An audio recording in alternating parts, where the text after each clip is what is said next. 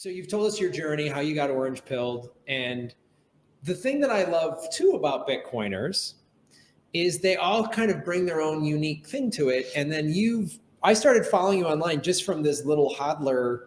So you have a cartoon and the doll and everything. Tell us how you started doing that. So you're in Bitcoin, you're loving it. And then how did this start? I was in Bitcoin, and most importantly was because I was on Bitcoin Twitter.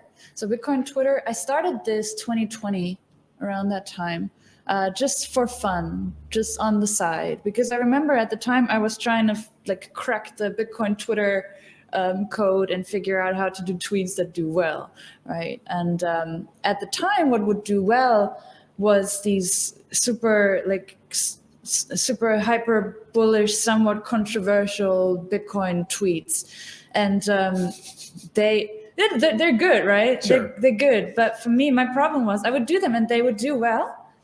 But I got so stressed when people went off in the comments and You get over that. A few shots of heroin, and it doesn't. You're like, okay, he bought at 69,000. Don't worry, buddy, it's coming back someday. Yeah. Boom. Yeah, sure. Michael Saylor just bought another 300 million. So it all works out in the end. Yeah, so you do that, or you make plushies. Right. So I did that, and I remember every time I would put out a tweet, I was like, which is kind of silly, but I was like, oh my God, what if people criticize me? Like, I was really, because I really like harmony and peace and whatever, right? Sure. So one day I had an idea for a tweet, and I don't know why, it just randomly came to me that I could put it in comic format. I'd never done it before. I don't know where it came from. It was a random thought. And I just did it. And then I looked at I made the comic with PowerPoint actually, and stock photos and stuff. It was very raw, very ugly actually, but got the point across. It was right after the halving, and Bitcoin was in the 9,000s. And everybody knew as soon as it goes above 10K, we're good, right? Then it's just going straight up. So it was just a matter of time. And it was after the 2-year bear market, and in March that crashed, and it was a very hard time for Bitcoiners. So I made this comic where the little HODLer is just struggling through that entire bear market, and at the end, the little no coiner comes and tells him, you're so lucky you got in under 10K, and because we knew it was going to happen, right? So I posted that. And that went viral. That was my most viral tweet at the time. Mm-hmm. And there it is. That's how I knew there was a niche there. The comic strip is awesome. It's minimalistic in a way, right? It's lines, some few text. Yeah. But it's very as little impactful, text as possible. Yeah. Right? So that's kind of a creative guideline, just as minimal text as possible. Yeah, the less text, the better. Right. Yeah. And so when you look out there in the panoply of cartoonists like Scott Adams, for example, and Dilbert, or Charles Schultz and Snoopy, I mean, do you have anybody that you particularly admire now that you're the most retweeted cartoonist in El Salvador by the president of El Salvador? That's a pretty big claim, man. Right? The most retweeted cartoonist in the world by the president of El Salvador. There's not a lot of cartoonists getting retweeted by presidents. That's right. That's in the Guinness Book of World Records under. So I mean, so who? Maybe you don't have any thought about this, but are there any cartoonists that you think of oh yeah, I kind of like that one or this one or stylistically or? Yeah, there are. I didn't think of them when I started doing the little HODLer. Maybe it was a subconscious thing. So I know for sure that my style is very heavily influenced by anime and Japanese manga and stuff. Right. Because I used to be actually when I was a kid, I was like my entire school career, I was planning and working on moving to Japan later on. I did live in Japan for some time, and so I'm obviously it's really cute and it's kawaii, and that's right. That Hello Kitty image from Japan is amazing because it's a multi-billion-dollar industry. It's effectively one drawing. Yeah. Right. Whoever the guy who did it is. I think it was a lady. Yeah, is a lady, she's very well known, obviously, and she just has made this huge empire out of this one Isn't there a word for this, which is in particular in Japanese culture, where the word is about cuteness, something that's cute, Kawaii, cute. and that's a Japanese. There's a Japanese word for cute, yeah. It's that factors heavily into, because a lot of things in Japanese culture are this cuteness factor about them, and they just go gaga over cute things, right? Do you have Japanese translations of this? Hopefully soon. Yeah, I don't even have German translations. I am really lazy with the translations. But now we're doing Spanish because like I feel it's probably pretty long overdue. Yeah, makes sense. Makes sense. Sure. Yeah. But I'm slowly working myself there. Yeah. So then, is this like your main business now? Is doing the cartoon? And this is awesome. It's a very wholesome job. Yeah, it started with the comics, and then. Just again for fun, I made a plushie prototype like almost a year later. I posted it on my Twitter, and then people said, "Oh my god, I want to buy this!" Like, right? It's a thing that I wouldn't have. If I had sat down and thought about, I'm gonna open a business in this industry, and I'm gonna make a business plan. And if I had thought about whether it's smart to make plushies for a heavily like very technical, very like male dominated industry, lots of grown up men, like I probably wouldn't have done it, right? But I didn't think about it. And in the end, there was a market for that because, people have children, people have family members that they want to orange pill. And we actually get a lot of, emails where there's girls, women, and they're like, "Oh, I want to get something for my boyfriend. He's a Bitcoiner, but I don't know what to get him." Like, so I bought him a little HODLer, and he loved it. And they're adorable and they're awesome. And I think you bring up a great point too, since the Bitcoin space is still by and large pretty male, and this like brings a different energy to the space in a very good way. How have you encountered that? Like, I'm sure you're asked this question a lot. What's it like being a woman in Bitcoin? But like, exactly in that tone too, all the time. What's it like being a woman? Yeah, I mean, what? It's great. Yeah. That's the thing I've noticed. Bitcoin people are very kind of accepting, and they're all cool with. I have a problem with being put on women in Bitcoin panels, for example. I think it's a sense the wrong message. It starts from the wrong hypothesis, which is like it's somehow hard or it's somehow difficult. I understand the point where, I half understand it. I don't like saying we need more women in Bitcoin. There's reasons, right? It's very technical.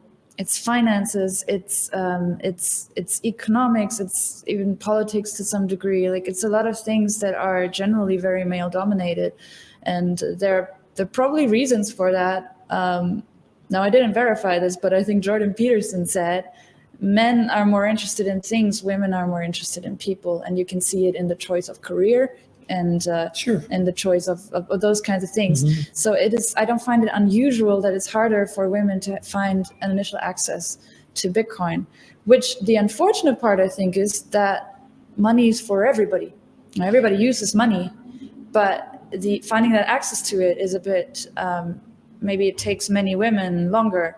And for me too, I just kind of fell into Getting back to Japan for a second. So in Japan, the Japanese household, the prototypical Mrs. Watanabe is in charge of the household finances, and she gives her husband a salary.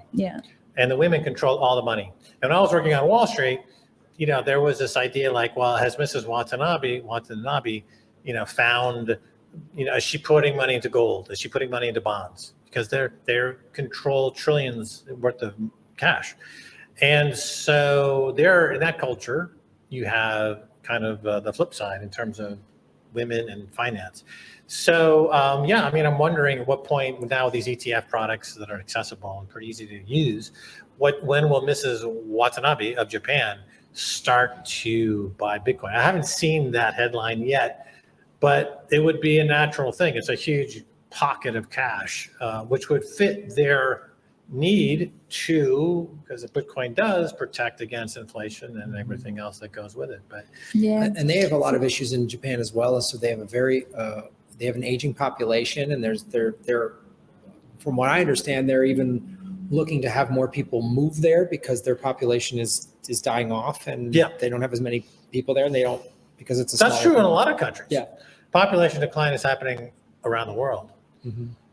For various reasons. But so, as the women in Bitcoin, it's because, women in the internet is when I was starting in the internet, it's a 95% male, and Bitcoin came out of the internet. So it's definitely, you don't have a big female population into Bitcoin. But as you say, it is money. And just like money is what happens in a lot of countries. This is why in India, the gold is given on the marriage gift, and in the case of a woman losing their husband or something of that nature, they have their gold that they got. That's their wealth. I mean, there's this tradition of wealth, so it should fit really, really well. But I was going to ask you about this cartoon, because this is a cartoon. This is a technology cartoon. That's technology people love this cartoon. It's called XKCD. Do you know this one? Can I see it? Yeah. This is a very line drawings, and geeks and nerds will share this cartoon with each other. And it's like geeky humor. Like they used the wrong port on that GIF, Oh, that. Oh, hey, okay, Brad, I get it. So, but that's like I love stuff the like geekiest cartoon I'm aware of that I've seen. But you're in the Bitcoin space with this. So it's really powerful stuff. I mean, I read them, I see it, I read the panels, and I'm like, and then I get to the last panel, I'm like, yeah, that's kind of funny. I mean, you just had one on Twitter today or yesterday that was just a real, it's just so simple and so beautiful. And this is because I think I'm one of the people who, I'm not a technical or a finance person. So when I first heard about Bitcoin and crypto, I did not get it. I was like, no, I don't get it.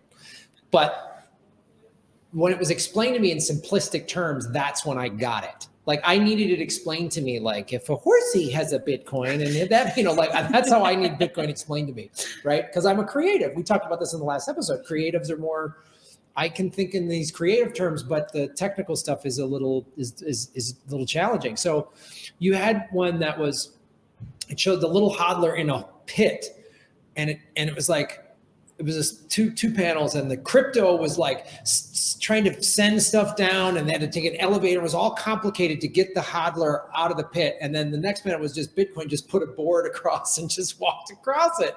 And I was like, that's so beautiful and simplistic. And to the point here of like, sure, there's might be more men in Bitcoin, but really Bitcoin is money and everybody uses money. So the thing, like for me, one of the reasons I came down here, one of the reasons I got into Bitcoin and doing this show is finding all of these groups.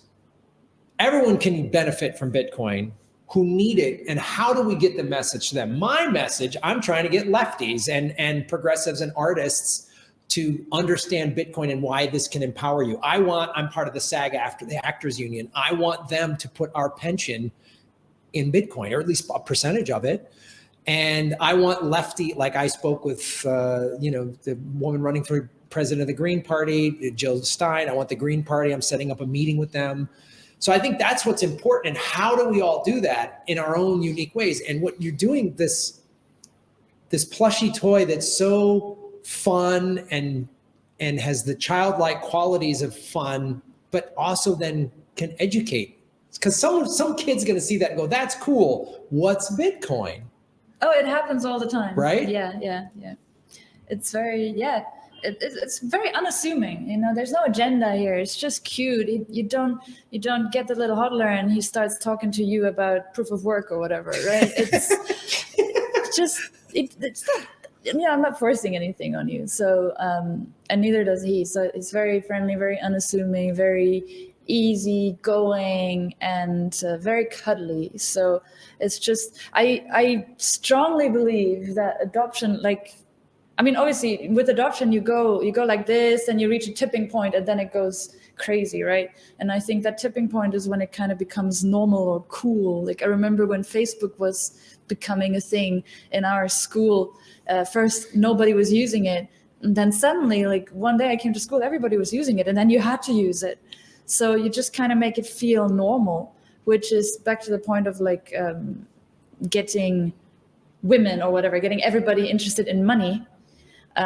What I'm seeing is a growth in like the, what do you call it, personal finance influencer space. So what's happening is there's a lot of people who are creating personal finance content lately, and they're speaking to a very wide audience, and they're making it very easy to understand. And they're telling you, look, just like make a budget or whatever, just like pay off your credit card debt or something.